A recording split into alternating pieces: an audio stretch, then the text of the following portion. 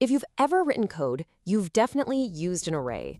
It's one of the most basic ways to store a list of things. But it has this one fundamental and, let's be honest, kind of weird limitation that drives every new programmer crazy. I mean, it seems like it should be so simple, right? You've got a list of stuff and you just want to add one more thing to the end. But you go to do it in a bunch of languages and the computer just flat out says, nope. It feels completely wrong, but by the end of this explainer, you're going to understand exactly why it has to be this way, right down to the bits and bytes. So here's our game plan.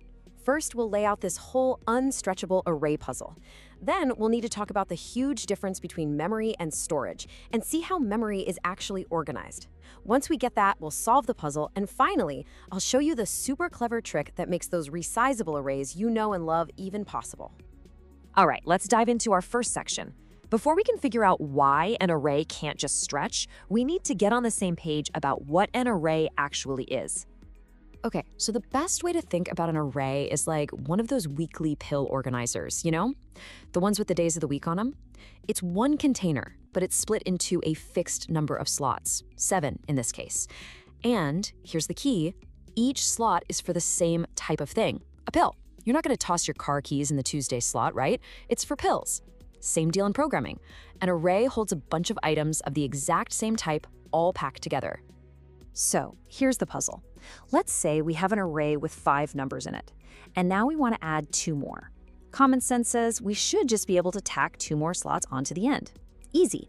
But the computer says no.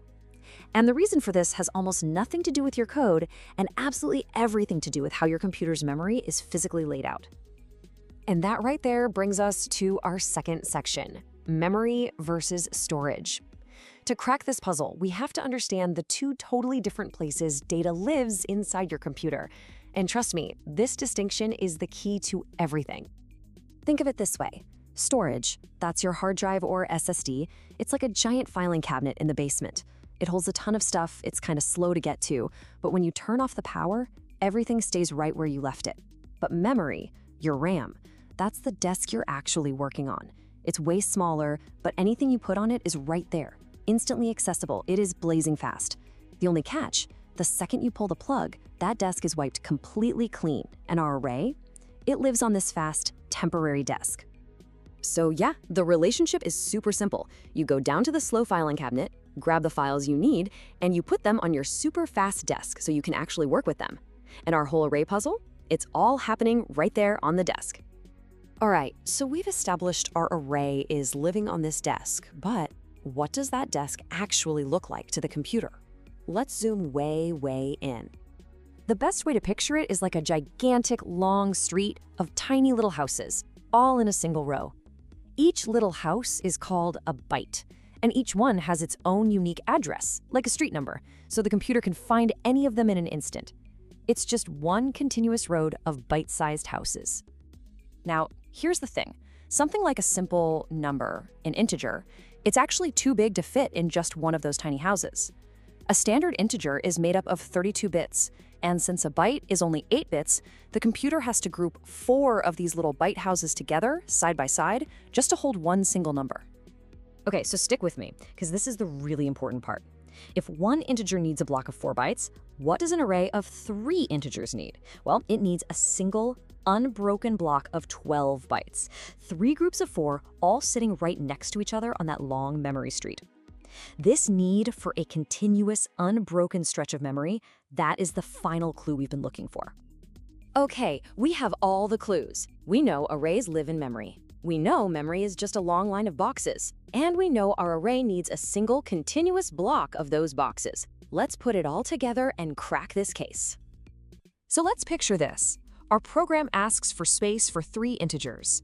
The operating system looks around and says, aha, here's a free 12-byte slot starting at address 124.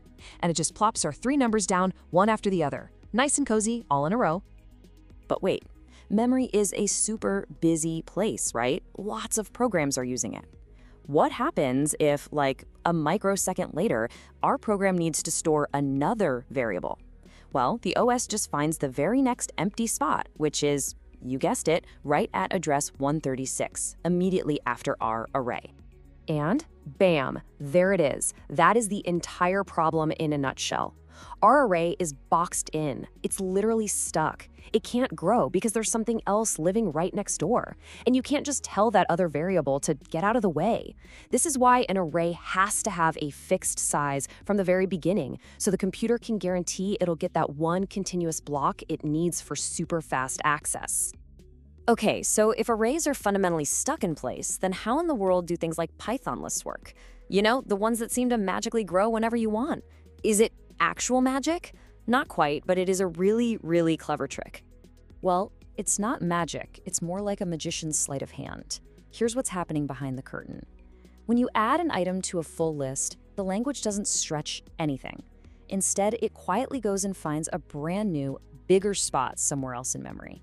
Then it literally copies every single item from the old array over to the new one. Finally, it adds your new item at the end and then just poof, gets rid of the old array. And that whole process, that moving house, that's the secret sauce behind all the dynamic data structures you probably use all the time. When you append an item to a Python list or add to a Java array list, you're kicking off this exact chain of events behind the scenes. It's not really resizing, it's just relocating.